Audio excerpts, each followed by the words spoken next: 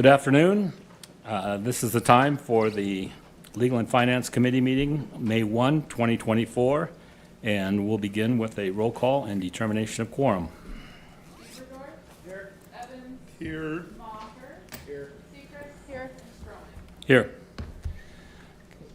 The next item is the adoption of the agenda. Move to approve. Second. There's a motion by Evans, a second by Sechrist to adopt the agenda. All in favor? Aye. All opposed? Motion carries. Next item on the agenda is general public comment. This is a time for the members of the public to discuss or express concerns to the council on any issue not on the agenda. Action will be taken at the meeting on any issue not on the agenda. Action will not be taken except by placement on the agenda by unanimous vote of the council members present. And I don't have any request forms for general public comment at this time. So I'm going to close general public comment and go to consent items 1 through 24. I guess the first item is number 1, approve the minutes. There's a motion by Evans. Can I get a second? Second by Biberdorf to approve the minutes. All in favor? Aye. All opposed? Motion carries. Next, we're going to go to the mayor's office for items 2 and 3. And I think those are, we don't have anyone from the mayor's office here. I don't think those, but can I get a motion on 2 and 3? Okay. There's a motion. Can I get a second? Second. Second by Sechrist, and then Councilwoman Sechrist, you have the floor. Thank you, Chair. Just a note here, on our agenda attachments, we do not have the citizen interest applications there for consideration. I have received background on each of the recommended appointments and reappointments here. I'm comfortable supporting this, but I would request that in the future we have those citizen interest applications attached for review. Thank you. Any other comments from the committee? There's a motion on the floor to adopt items 2 and 3 on the consent agenda. All in favor? Aye. All opposed? Motion carries. Attorney's office. I guess Kinsley, Ms.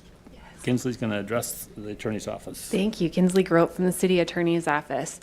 This resolution is for the 6th year of the archery deer license program, and this year Game Fish and Parks wants to add the ability to get a buck after getting your female deer. So it's the 6th year. I'll stand by for questions. Any questions? Second. Motion to approve by Biberdorf and second by Sechrist. All in favor? Aye. All opposed? Motion carries. Next, we'll go to the Finance Department. Director Ainsley.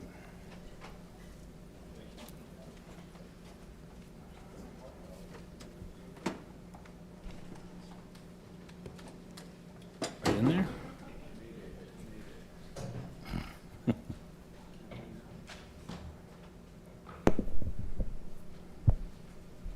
Thank you, Mr. Chair. Item number 5 is your monthly treasury report. You can see our general fund undesignated cash. We actually are negative $3.5 million in undesignated cash. Most of that is simply because we received the final March sales tax payment in April. That occurs sometimes. That's equivalent to $2.7 million. The total, but it is important to note that really there is not a surplus of general fund cash. What ends up happening from a cash flow perspective is starting in about 2 weeks, we start receiving far more cash because we receive approximately half of the property taxes comes in May. And then afterwards, the sales tax collections usually starts to increase with the summer tourism season. We do have a total of $217 million in cash. 72% of that is invested at fixed rate investments, and the remaining is in checking and savings accounts. Item number 6 is the sales tax. And I do want to mention that when I submitted that originally, it included only half of the sales tax. And so if you look, it was updated If you look at the attachments now, you will see in the general fund, vision fund, and CIP, month over month, we were up 4.7%. Year over year, we are trending a positive 4.2%. However, just to temper that, that is only through the sales that occur in February, which January and February are pretty much our lowest months. But regardless, we are on a good track. The BBB month over month was up 3.4%, and for the year, we're up half of a percent. Item number 7, the annual financial report for 2023 that is presented for your consideration. If the council approves it, it does get forwarded on to the state. And then we do have our deputy director here as well, David. He is able to answer any particular questions you might have with that. I do want to recognize him because he puts in a tremendous amount of time and effort to ensure that the numbers are accurate and all presented accurately. And so I want to recognize him for all of his effort that he put in that, and he's stepping away from some training so he can be here for a few more minutes if there are any questions. Item number 8 are Ask Me wage ranges. We do have a very short presentation that we would like to go over just when I finish the other items here. Items number 9, 10, and 11 are part of our surplusing. 10 and 11 are several radios from the police department. 9 includes numerous items from various departments that will be available for auction. Item number 12 is from our grants division, which we have our grants division manager here, Jamie, that could speak more in detail if you have any questions on that. But number 12 is an exciting grant, $100,000 Love Your Block grant that will focus attention on the Star Village neighborhood.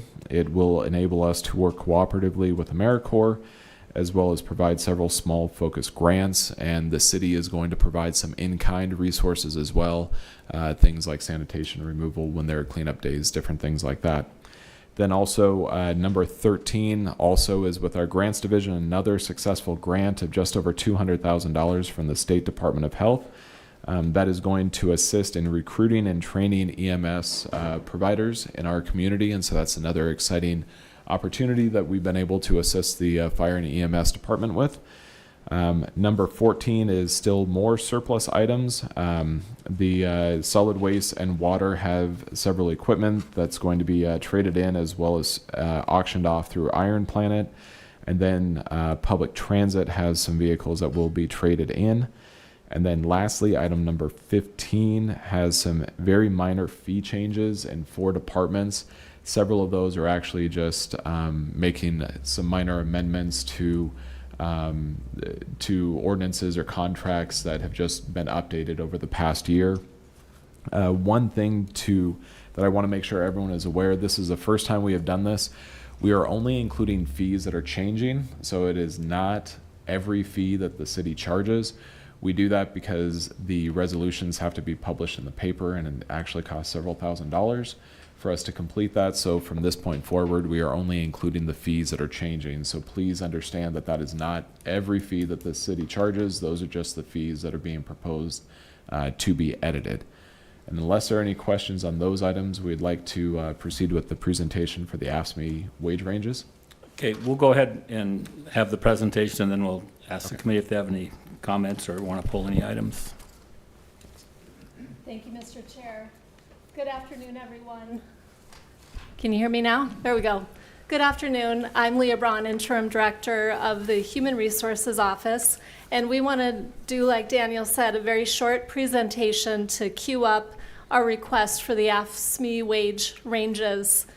So the goals of the proposed scale that you had attached to your agenda was, number 1, to be competitive. We also want to be fair. We want to move toward performance-based pay. We want to be data-driven. And this point is perhaps most important. We want to honor and value our employees, all while being good stewards of our tax dollars. One of the things that we've done to help educate our employees about the true benefit of their compensation is to create this total compensation calculator. So in this example, you can see that a $40,000 a year employee, that hourly rate is $19.23 an hour. But by the time you calculate this person's benefits, that changes drastically. And so we have been very upfront with our employees that you as a council are looking at this data. You are wanting them to appreciate the total compensation and not just focus on the hourly range or wage, excuse me. Some pain points that we anticipated with this proposed scale. There are shortened runways for some positions. So for example, a job that formerly paid $48,000 to $54,000 a year may have gone up to $55,000, but then that range maybe was shortened to $60,000. So it's a $9,000 spread versus that, it's a $5,000 spread as opposed to a $6,000 with the previous.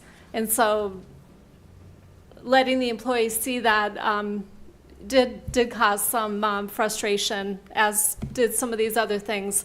Some positions are off step. So employees who've been with the city a significant amount of time, 20 plus years, they may actually be earning more than the scale allows for, and that does cause frustration as well. The way raises can be obtained, we're moving away from the step system where it's based on longevity, and we want to move toward wage scale adjustments and or merit-based. So we're doing that through the course of our current negotiation with the AFSCME union, and this pay scale is set up to allow for those changes. And then the employees' reactions. History has been, again, pay based on steps and longevity, and so it's a big change, a cultural shift to say we're going to look at performance-based now, although we've gotten very good reception on that point. So we did allow for an appeals process. The appeals were due yesterday. We received 58 appeals. That's about 13% of our AFSCME employee base. We accepted appeals because we feel that there are employees who believe their placements are incorrect, and that is the nature of the appeals that we have gotten. The appeals form includes questions about longevity, experience, and rationale for the appeal. We did ask the employees who filled the form out to show their math, to look at the communities that were used in this wage study to show that they in fact feel there was a mistake made. So we have just received those appeals, we're looking through them, and we are forming appeals teams to be able to answer to each of those appeals. A very brief background. This wage study that was completed was requested by AFSCME during the previous round of negotiations, and so it came directly from that employee group. Gallagher, the consulting company, did complete the wage study, but they failed to deliver on 5 items, including adequate matches to some of the benchmark positions, alignment with the non-union scale, we have to watch for compression and so forth, proper progressions, moving from an operator 1 to a 2 to a 3, for example, and then having the data arranged in an open range concept that does allow us to get away from the step system. And then finally, placing equivalent non-benchmark positions back into the scale. Fortunately, we have an amazing team, and we were able to deliver on those items. So we took the data that we got from Gallagher, finished completing and answering these 5 different items, and came up with a proposed scale that has been vetted and looked at by the union, by directors, and we feel good about it. These were the communities that responded to the wage study. Requests went out to 35 different communities, and these were the ones who shared the data back.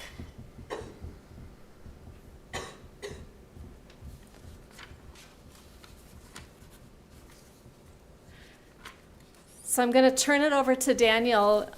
Before I do, I want to give a shout out to the HR team for working really hard, sharing their expertise, all hands on deck. Daniel has been a tremendous partner, and then the AFSCME leadership. It's been a very collaborative process that we're grateful for having the teamwork around. Thank you, Leah. And I think overall a lot of credit is also due to Leah. She really spearheaded this significant effort. And I think it's important for everyone to realize that from what I have heard, this is the first time that the city has done this process where literally it was the city as well as the union leadership getting together, reviewing literally every single position compared to the data we received, which was comparative cities, and also looking at peers within the organization and also the progression. So literally every single position was reviewed. That took several days and many hours every day. But thank you again to the union leadership that invested a significant amount of time to come up with the product that we have. A few numbers. There are 405 AFSCME employees. There was a total of 168 AFSCME positions. 76 of those positions were benchmarked. The total estimated cost of implementing this would be an increase to the city of about $800,000. Just to understand the proposed scale and placement, for example, you have an employee, Joe. If you look at his current wage, again, this is an example, this is no one in particular, but in this example, his current position is $40,000 to $65,000. The new wage range that was based off of comparative communities came up with a range for that position of $45,000 to $70,000. Each of the employees' individual placements was essentially placed so that they would be in the same area or the same progression on the wage as what they presently are. A few key takeaways. It was a strategic, collaborative, transparent process where the aim is to correct the current scale. The current scale had many issues that continued to be developed and continued to evolve over several years. And so essentially we replaced that entirely by being far more data-driven and looking at every individual position. Then also, it's important to note that no one would receive a pay decrease. There are a few positions where the wage ranges would actually change, and by change, it would actually decrease from what they currently are. But with that, no one would receive a pay decrease. And so what has been presented is that everyone receives at least a 1% increase.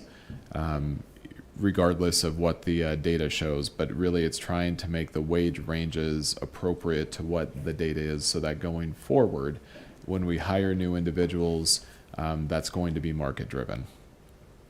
Also, employees would have opportunities to get a pay raise every year. Negotiations are pending, but that is something that is near and dear to the employees. Before, it seemed to be a fairly sporadic, and it wasn't well defined as to how employees could receive any sort of pay increase. We're trying to ensure that it's more predictable, and also it's incentivizing employees to ensure that they get rewarded for work that is done. What's next? Actually, looking back on Friday, the AFSCME membership did vote in favor of this plan. We are before you today at Legal and Finance. Next Monday, this will be presented to the City Council. We still have ongoing full contract negotiations with AFSCME. I would say we're probably, I hope, more than halfway finished. And that has been a very collaborative process with AFSCME, and I think that it's been very constructive. And we are hopefully getting closer to the completion of that.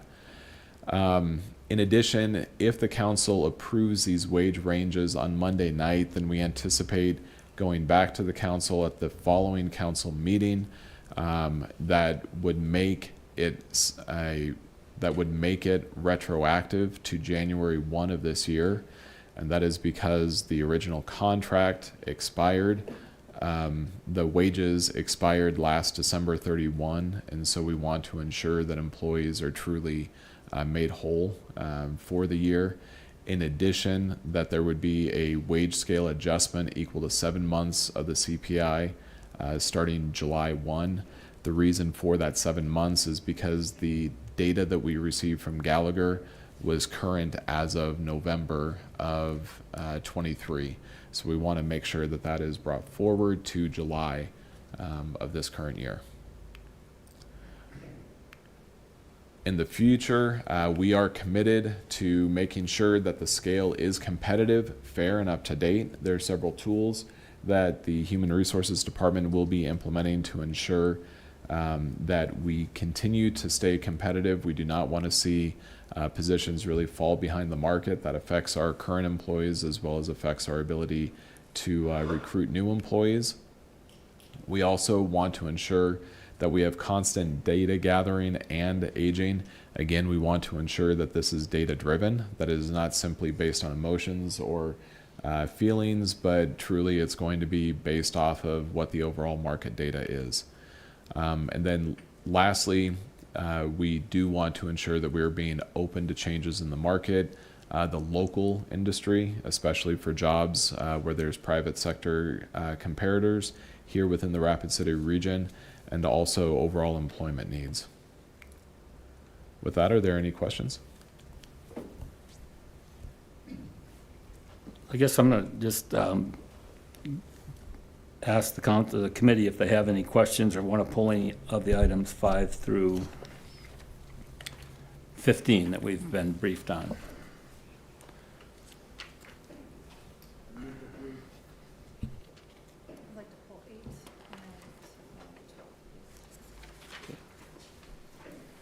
12. Okay, we're going to pull 8 and 12 at the request of Councilwoman Sechrist.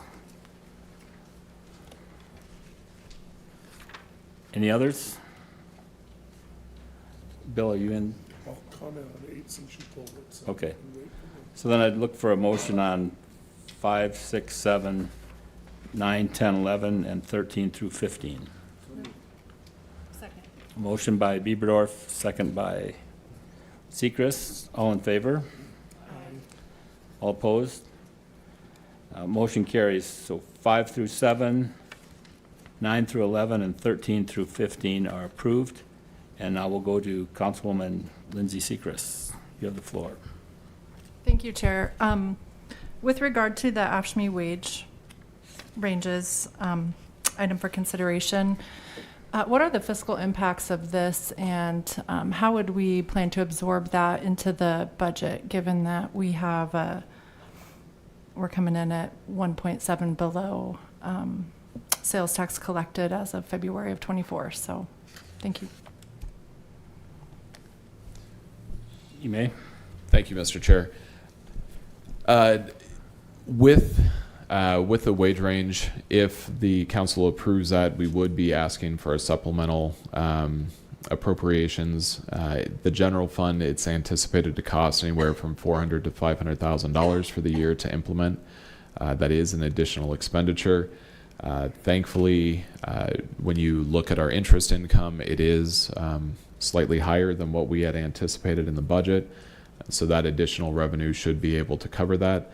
But you are right that at this point, we do not have significant funds over and above. And so we do have to be exceedingly careful and cautious whenever we are approving supplemental appropriations. Thank you. Then we'll go to Councilman Evans.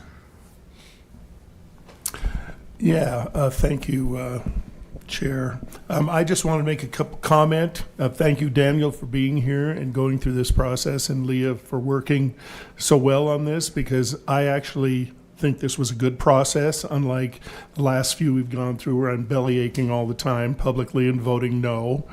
I'm going to support this, and I want to make a note that I will be gone Monday night, but I would vote yes for this because I support the process, and I think it's been thorough, and I think it's been well vetted. I'm going to try and phone it in, so you know, Vice Chair, but I think it's right in the middle of my flight. So, but I will attempt to phone in my presence on Monday night to vote. I want to make a couple comments on this. I wish we'd had this sort of process a couple years ago when the city was awash with $26 million in ARPA funds, and we were evidently acting like money grew on trees, and we approved some gigantic increases in wages that I did not support. I also support the change to go to a merit-based and performance-based assessment, which I think we need to get the paperwork in place, obviously, because we're lacking that in so many cases. And I know that the only risk that goes with this after 40 years of working with negotiation and school committees and everything, we have to be wary that sometimes those merit bases get based upon whether or not certain employees apply kisses to the right body part of their boss. And we have to make sure that doesn't happen. And so we have to have performance reviews that are valid and documented. And just so you know, and I did ask Chief Hedrick this the other day in a meeting, this is a right-to-work state, and unions, that means you have no rights if you're a union member. And we're lucky that we have a reasonable council up here that respects the needs of the union and works with you people to go together. But I can tell you for a fact that if it ever comes to the point where the council goes to mediation with state bodies, like the school district has done so many times over the last 50 years, you will not be happy with the outcome because it's generally way less than something like this. So pay attention to who you're voting for and whether they're crazy anti-union people when you send them to peer, because it does have an effect on your life. And you need to be aware that there's many aspects to a person when you send them into an elected office and they're voting on things. So just be aware that the people that you elect have a lot to do with your lifestyle. And you're lucky that you have a reasonable council here, I think, that is going to provide you with a really, really nice package for the next couple of years. Thank you. Any other comments on item 8? There's a motion by Bieberdorf and a second by Evans to approve. All in favor? Aye. All opposed? Motion carries. And I think as long as you're flying on Air Force One as usual, we'll be able to get you in Monday night. Next item is item number 12, which will go again to Councilwoman Sechrist. Thank you, Chair. I just had a quick question on this too. Thank you to the Grants Department for your work on this. It seems like a really great project and meaningful impact in a neighborhood close to my area of town. I noticed that part of this grant called for hiring a fellow, and that was going to be the majority of the funds in addition to some efforts going into this neighborhood. But was curious what the long-term plan was once the funds are ran out. What would would the city then absorb that position as an additional full-time employee, or anyway, I didn't know who to direct that to. Maybe Director Ainsley. Thank you. Please. Thank you, Mr. Chair, and please, Jamie, correct me if I'm wrong, or please go to the podium to elaborate further. But no, the intention would not be that this position would become a permanent employee of the city. Instead, it would be hired for this purpose to fulfill this grant, and after that, the position would no longer be funded. But Jamie? Can you hear me? Okay. This is based on a model from the foundation who funds this. They've done it in multiple cities around the country. And so the model is it's a 2-year fellow, just limited time frame, so the expectation is that it wouldn't continue.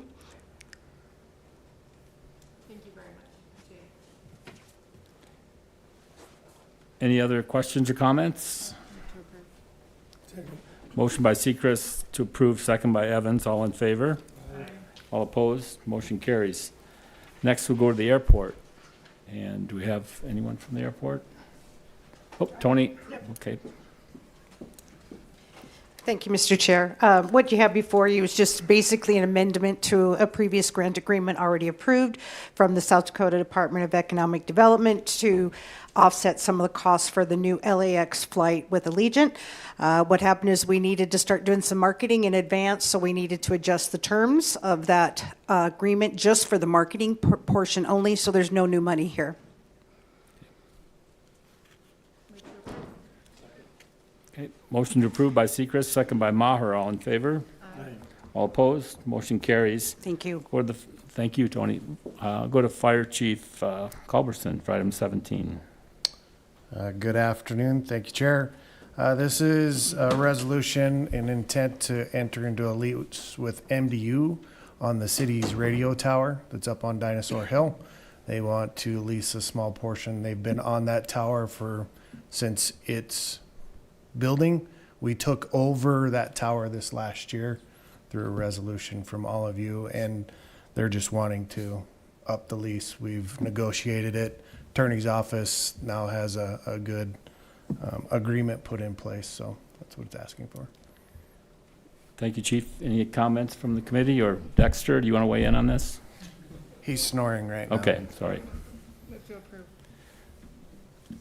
Motion to approve by Sechrist, second by Bieberdorf. All in favor? All opposed? Motion carries. Next, we go to Parks and Rec, Director Biegler for items 18 through 21. Thank you, Mr. Chair. Items 18, 19, and 20 are lease agreements, lease renewals for 3 sports organizations that use facilities at the Star of the West Sports Complex.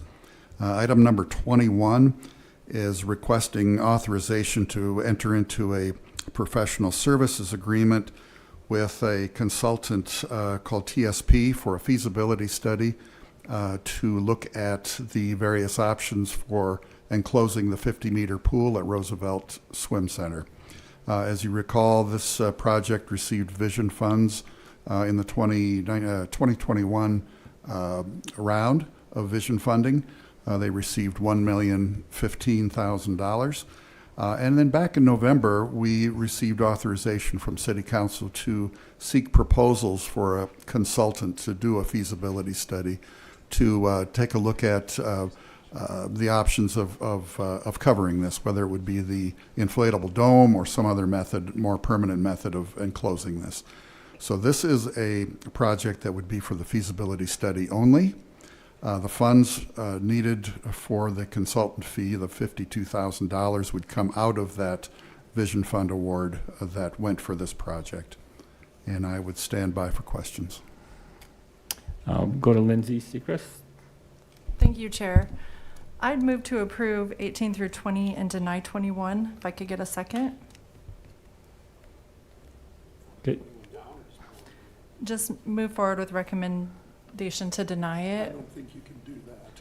Yeah, let's just take, we can take, Vote separately, but you yeah, do you want to remove it? Then Oh, yes, let's Okay. pull it then. Okay, so Thank then we're looking at 18 through 20, and I'd just like to make a comment. I appreciate the Parks Department working with members of the community to utilize our facilities, because that's what they're there for. And we have 3 lease agreements here that I think it's just a good thing for our community. But so, did you make a motion then on 18 I'd through move 20? to approve 18 through 20 and Dennis, okay, so we've got a motion from Sechrist, a second by Bieberdorf to approve 18 through 20. All in favor? aye. All opposed? Motion carries on 18, 19, and 20. And then we'll go to Lindsay Sechrist on item 21. And just a comment on item 21, due to the upfront one-time costs that were not part of the original Vision Fund proposal estimate and ongoing O&M costs at an anticipated $455,000 a year, that wouldn't be budgeted for in the Parks and Recreation Department. It's my recommendation that we deny this item at this time and consider this again when we bring forward the project plan for the Vision Fund projects this fall, when we can take all community priority projects into consideration, to just make sure that this is something that falls within the comprehensive planning priority items and it falls within our ability to budget and maintain this. So that would just be my thoughts there. Thank you. I'll go to Kevin Maher. Yes, if I could ask Jeff a question. Certainly. This was a very popular project because it increased the swim lanes by 3 times from September through the end of May. Will this study look at the feasibility of replacing the dome with a permanent roof? Mr. Chair? Please. Yes, it will. There are various different types of coverings for an outdoor facility like this, and they could range anywhere from an inflatable dome, such as was in the original Vision Fund request, to a permanent stick-built structure that would be something that would not be needed to be taken up, put down, or something in between, something with a retractable roof or something like that. So it will look at all options that are available on the market today and give those estimated costs for not only for construction but also ongoing operation. And if I recall, the bulk of that ongoing maintenance was utilities and staffing. But given that it increases the capacity, of swim lanes tremendously for 9 months out of the year, and we don't really exactly have, June is not exactly a nice month to be swimming outside either. So I guess I would be interested in, didn't we approve money last November then or did that got us to this point? No, excuse me. No, but what was approved was just allowing us to go out and seek proposals for this. Okay, thank you. So, go to Councilman Evans. Well, it costs to have nice things, and I am opposed to changes in the Vision Fund for this very reason. I think it's critical that we get this professional estimate of what it actually costs to accomplish this goal, because obviously in the last go-round when it was approved, it was a distorted sense of reality of what it would actually cost and cost to maintain over time. So I think this is a good spending of money to find out what our options really are. And then when the next round of vision proposals comes, people will actually have a realistic impression of what it's going to cost to accomplish this. But I'm going to point out, and I truly believe, as a person who grew up as a swimmer in this town in the 60s when we had 2 outdoor pools and that was it, and I was so thrilled when we got those nice tennis courts at Sioux Park. I'm afraid when these vision funds, this fund is altered, we're going to go back to the 60s when those of us growing up in this town didn't have nice things to play with. The Vision Fund works. It's worked for the last 30 years, despite the fact it's been rated in ways it wasn't intended. But it is the one tax that the citizens control. Their input is taken on how their money is spent. And I think it is a huge distortion to think that this is going to solve the problem. I'm not going to be here Monday night to say this, so I'm saying it now. So you can just plan on none of these projects going through because, frankly, there's not enough money left after everything else is taken out. Just do the math.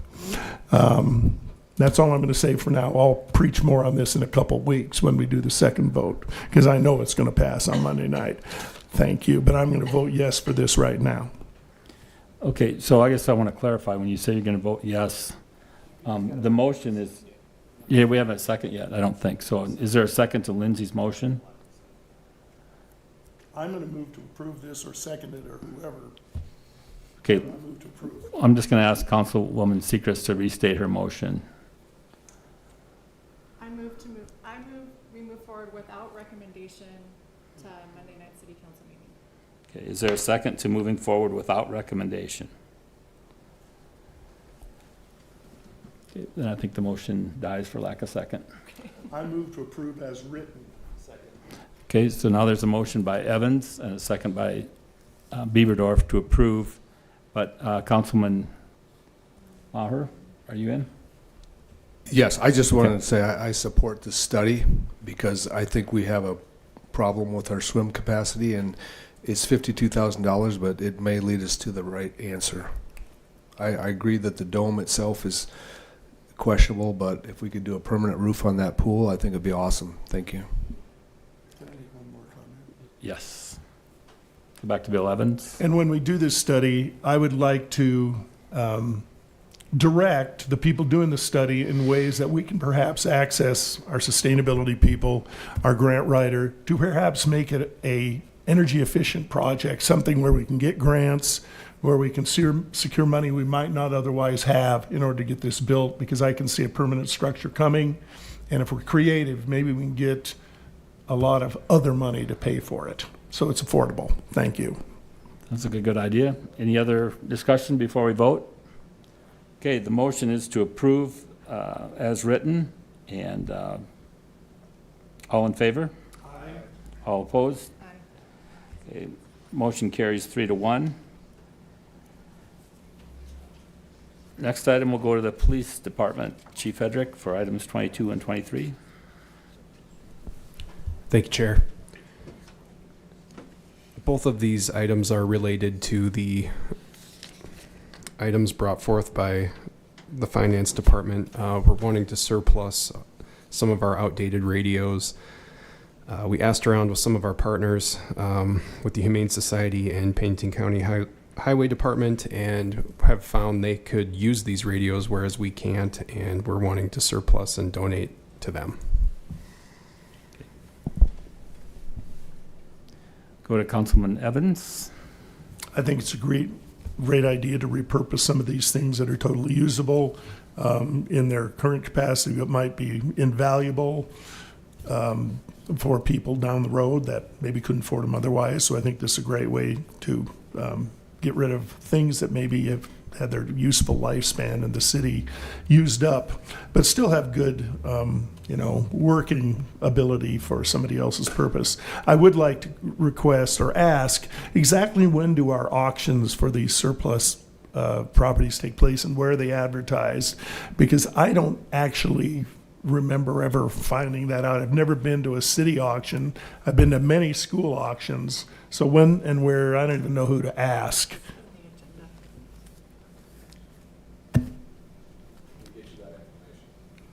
Well, I think that the people out there the city needs to know, because there's a lot of people that come and want to spend money.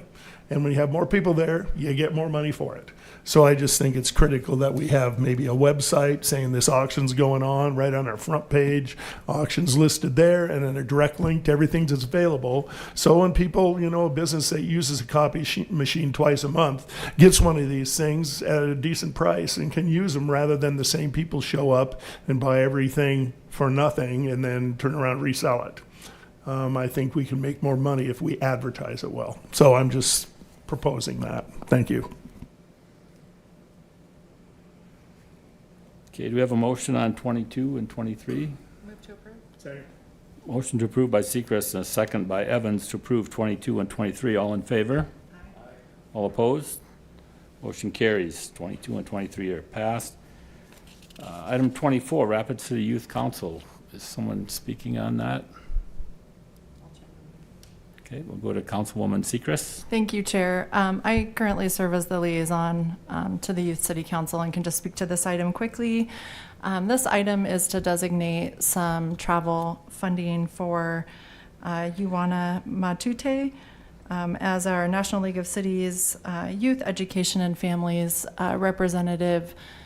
It is quite an honor to have been selected. One of 4 national youth were selected for this position. So this just allocates funding for her travel this November to the National League of Cities Conference, which is a requirement of her role serving within that capacity. And just a quick note, this is part of their existing budget, so doesn't require additional allocation.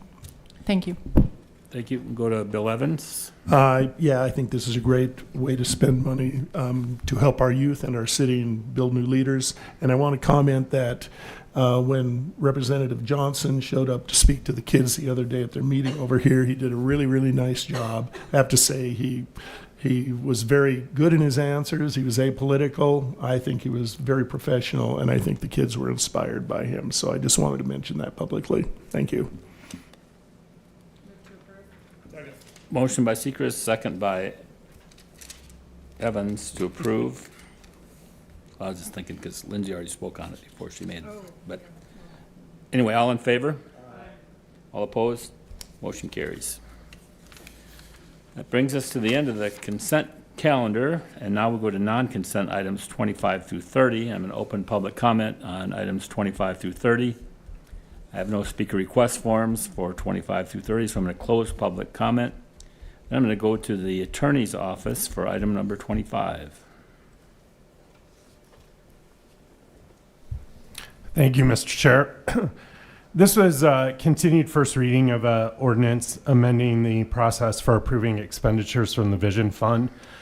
Essentially, over the years since the original ordinance was approved, the council has added on a lot of specific procedural requirements for the approval of expenditures from the Vision Fund. Has also frankly amended the ordinance a number of times to then exempt themselves from those provisions. So this ordinance amendment essentially removes a lot of the specific procedures and allows the council for each round of vision funding to establish what the procedures and how the money will be allocated for that round. So it gives you the flexibility to decide before each round how to expend the funds. Now, obviously, this is tied in with the mayor's proposal. However, I would note that approving this ordinance is not approving the mayor's proposal. It is essentially laying the groundwork for you to consider his proposal or, quite frankly, do something else. Really, the Vision Fund process is up to the city council. The mayor is making a suggestion to you, asking if you support it. So if you approve this ordinance amendment, the mayor would then need to come back, represent his plan, and then you would be able to debate and vote on the proposal he's making, and essentially would need to approve that separately. So again, the changes in this ordinance are procedural ones. I would note that there have been what I would call this would be the third significant amendment to the procedures for the Vision Fund since it was initially adopted. The original ordinance in 1993 didn't have any established procedures. That was the ordinance in effect for the 1995 and 2000 rounds of vision funding. So there were no citizen committees. The public input came to the council directly through your constituents. In 2004, the council amended the procedures. That was the first time a citizen committee was introduced. There were actually 3 citizen committees at that time. The initial ordinance amendment said that vision funds could be expended on 3 areas. One was municipal infrastructure. It allocated 50% to municipal infrastructure. The second category was economic development. It allocated 25% of the vision account to economic development. And the third was civic projects, and that was 25%. That was the procedure for the 2005 and 2010 rounds. Then in 2014, the ordinance was amended again, and the citizen committees were reduced to 1 citizen committee. It also exempted all of the internal city projects from the citizen committee process. So it is essentially the procedure we have used since, except for as it relates to the Summit Arena.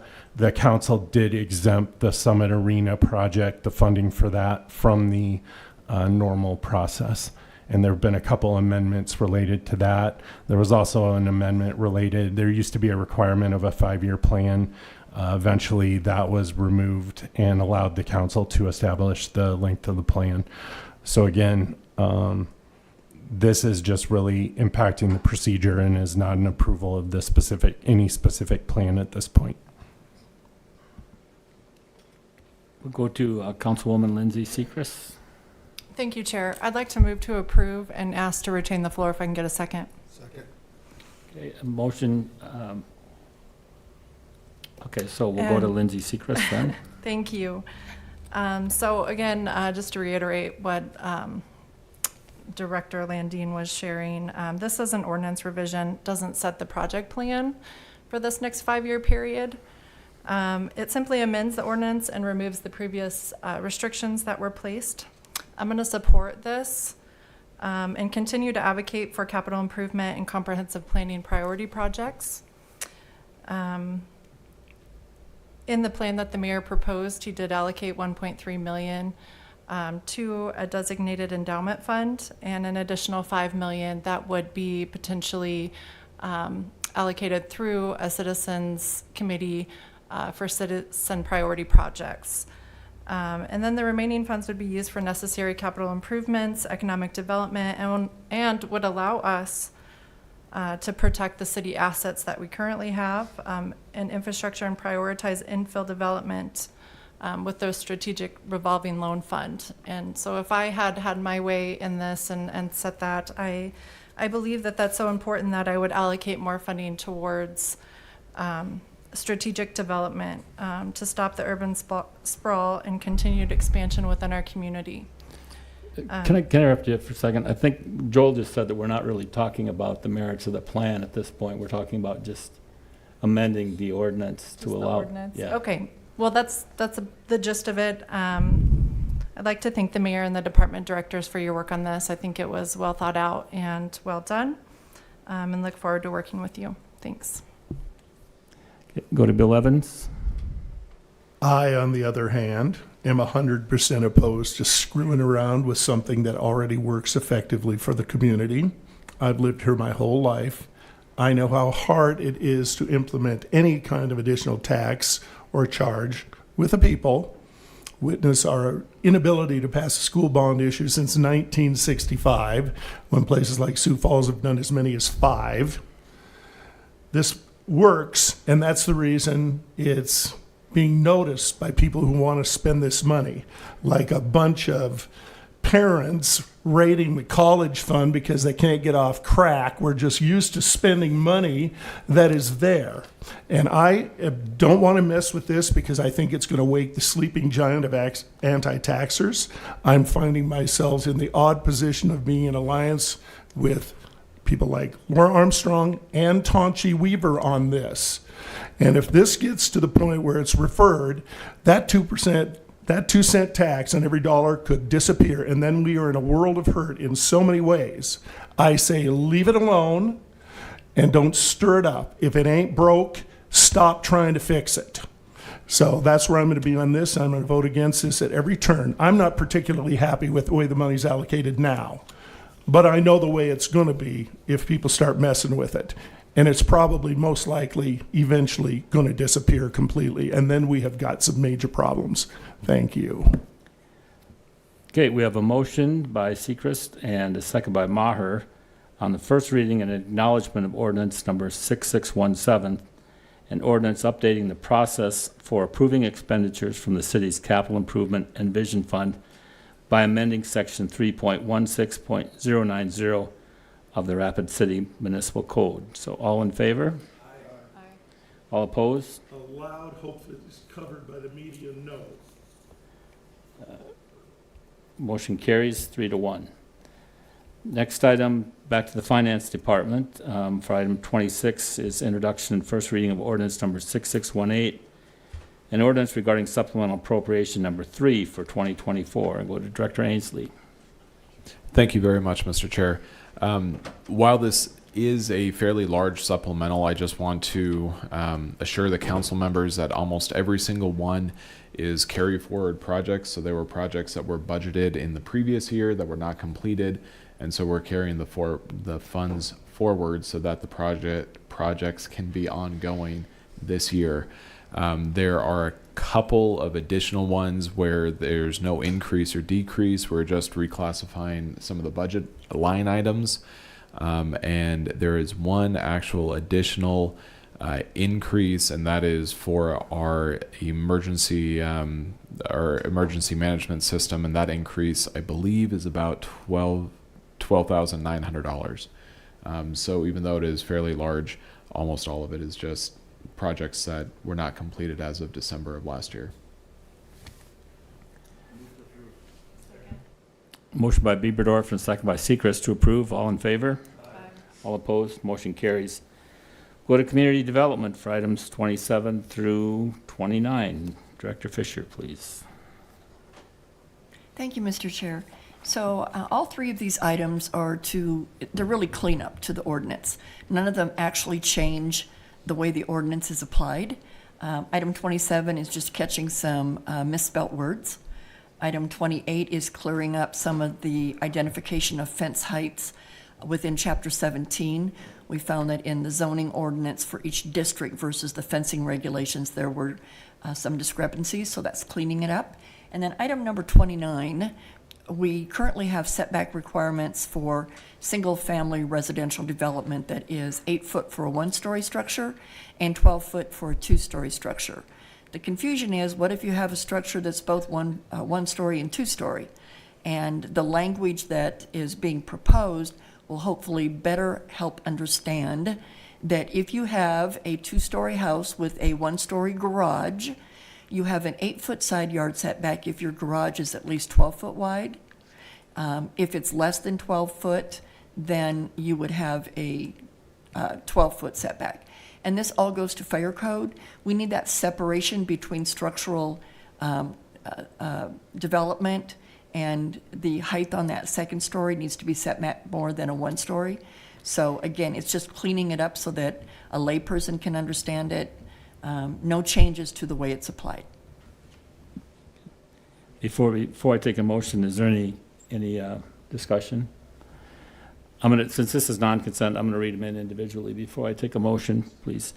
Item number 27 is second reading and recommendation of ordinance 6612, an ordinance amending clerical errors in sections 17.60.120, 17.62.120, and 17.64.120 of the Rapid City Municipal Code.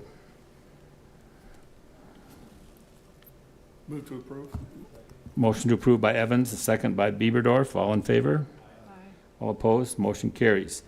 Item 28 is second reading and recommendation of ordinance 6613, an ordinance amending clerical errors and fencing requirements in sections 17.16.030, 17.18.030, 17.18.080, 17.20.080, 17.22.020, 17.36.080, 17.40.070, 17.50.150, and 17.66.070 of the Rapid City Municipal Code. Move to approve that. You want to be more specific on? Motion by Evans, second by Bieberdorf on item 28. All in favor? All opposed? Motion carries. Then number 29, introduction and first reading of ordinance 6616, a request by City of Rapid City to consider an application for an ordinance amending area regulations in section 17.10.050, 17.12.050, 17.38.040, 17.44.050, 17.60.030, 17.62.030, and 17.64.030 of Rapid City Municipal Code. Move to approve, but want to say something. Okay, we've got a motion and a second. You have the floor, Mr. Evans. Yeah, I just want to check with our legal people. Is it really necessary for him to speak out loud all of these numbers, because we've been chortling up here for several weeks with these corrections? Or could he just say the numbers listed in the thing and that would be enough? I guess he took off. I was going to ask him before. I looked over and he wasn't there, so I just... And God, well, we need to check on that, so, but anyhow, I move to approve it. Okay, there's a motion and a second. All in favor? Aye. All opposed? Motion carries. Next is Public Works, item number 30, final project list and budget presentation of EPA pollution reduction grant application. Thank you, Mr. Chair. Good afternoon, Lisanne Zeller. I'm the Sustainability and Stewardship Program Development Manager in Public Works. Apologize for not being here on April 10th. I caught a bug and I still have a bug, but I'll try not to cough my way through this presentation today, which is very short, by the way. It was requested that I present to you on the final project list and budget that was submitted for the EPA Climate Pollution Reduction Grant. This is something that the City Council approved applying for at the March 18th meeting, and they approved an application of up to $50 million. So just a quick reminder or refresher on the implementation grant. This is funding that was available because we did accept the climate pollution reduction planning grant and have been going through that climate action planning process. That made us eligible to apply for implementation funding.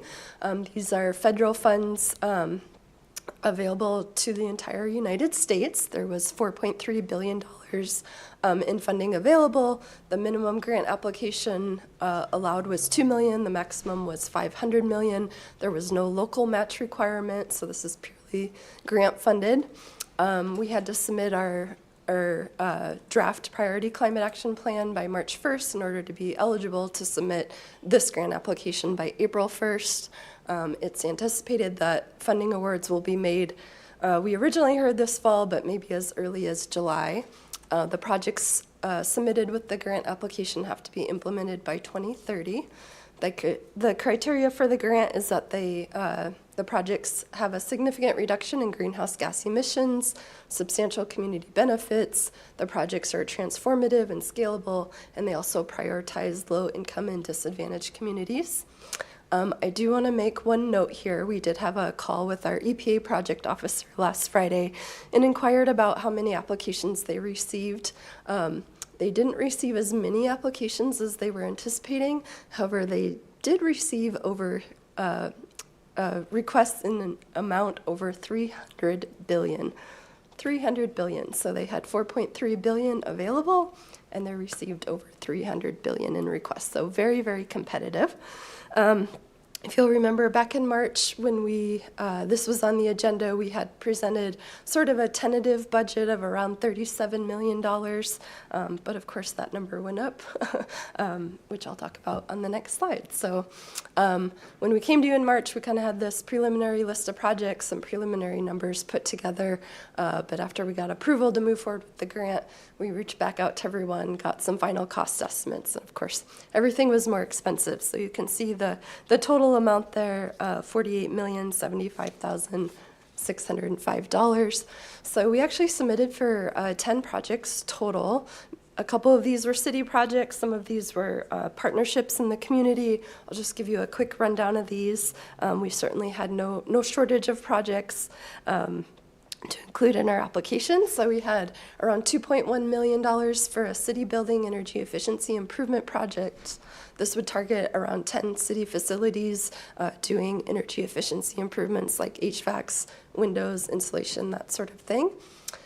We also had street lighting LED upgrades. This would replace all of the city-owned street lights in the community with LED. There's 3,200 of those. The monument also had an LED lighting project. This would replace all of the lighting in the monument except for the new Summit Arena with LED lighting at a cost of around $4.2 million. The Parks and Rec Department also has a project to upgrade some of their sports field lighting to LED. This was $5.9 million to replace the lighting at 27 sports fields in our community. Then we included a small little solar project out at the water reclamation facility. This would help power their administration building and also act as a pilot project for the city to do a solar project. Then the School of Mines had 2 solar projects on their campus at Placer Hall and the V-Lab. These are rooftop solar and carport projects. Then in solid waste, we had a methane conversion project to heat the materials recovery facility for $3.3 million. They already used some of that landfill gas out there to heat a couple of the buildings, but this would be a new building that it would help heat. And then the Western Dakota Regional Water System was looking for funding to do a study of how they could power their pipeline project with either like a net zero or low energy.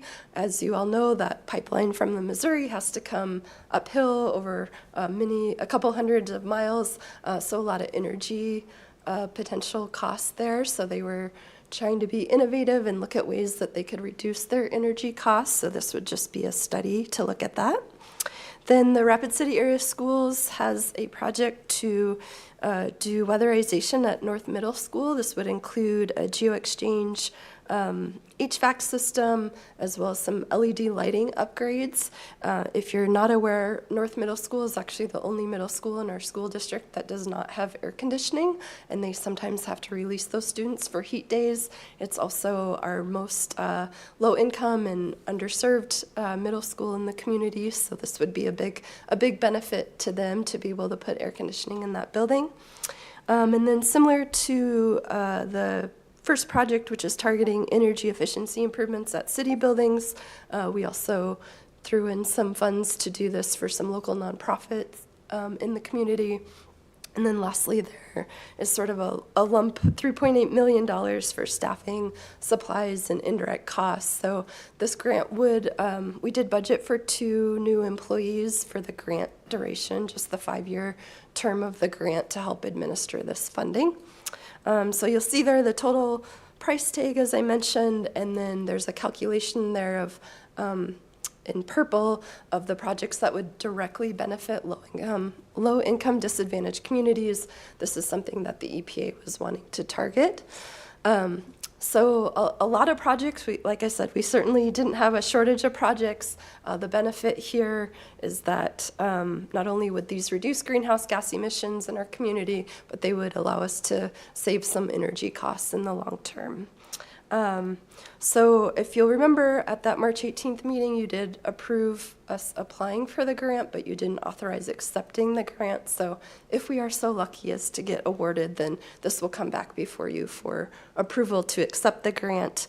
And the last thing I want to say is just a big thank you to our grants division staff who had a very tall order on a short time frame to put this grant together and submit it by the deadline, as well as Morgan Twombly in our planning division, who also has been assisting with this project. So that's all I have for you today. I'll be happy to stand by for any questions. Thank you for your time. If there, We're going to go with Kevin, but Mr. Bieberdorf is going to leave, and Evan's already left. I wonder if Rosalind had come up here so we could have a... Oh, okay. We're all right. Never mind. Kevin? Yeah, Liz Ann, I have a question. So if they come back and say, are they going to scratch particular items, or will they come back and say you get 50%, you decide how to spend it?